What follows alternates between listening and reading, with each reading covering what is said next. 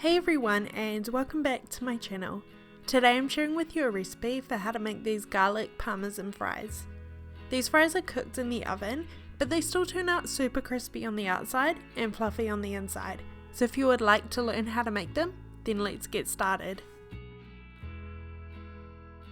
The first thing you will need is of course potatoes. I usually go for one large potato per person, but that's just a rough guide. Make sure the potatoes are washed. You can peel them or just leave the skin on like I am. Cut the ends off the potatoes and slice them around 1 centimeter thick or 1/3 of an inch. It's easiest to use a large knife for doing this. You can make the slices thicker or thinner depending on the size of fries you would like. Just make sure they are all the same so they cook evenly.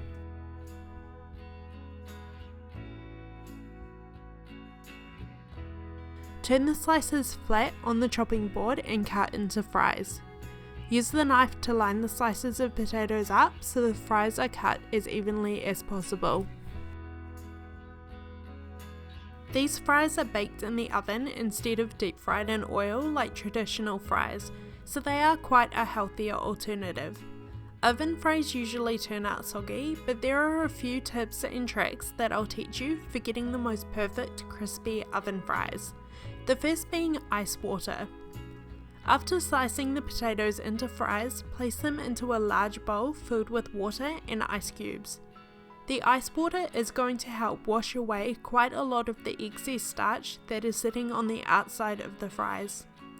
Depending how much time you have, try to leave the fries in the water for at least an hour, preferably 2. Another really important tip to remember when making fries is to choose the right type of potato.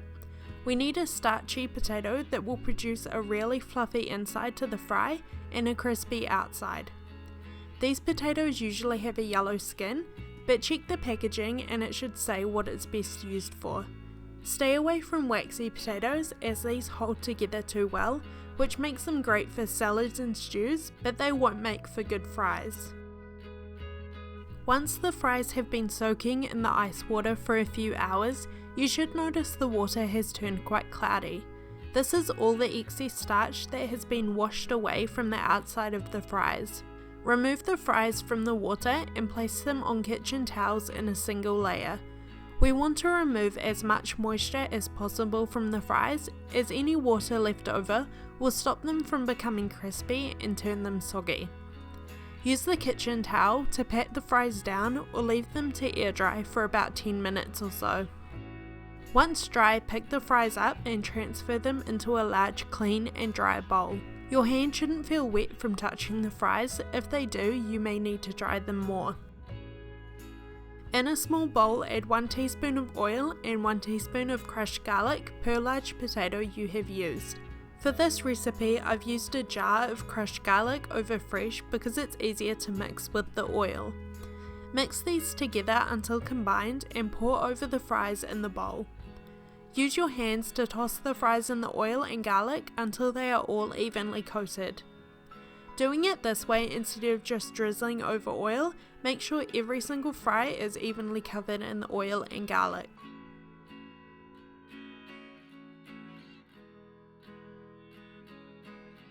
Place the fries in a single layer on a baking sheet and season with salt and pepper. I'm using wax paper just to make cleanup easier, but it's not necessary.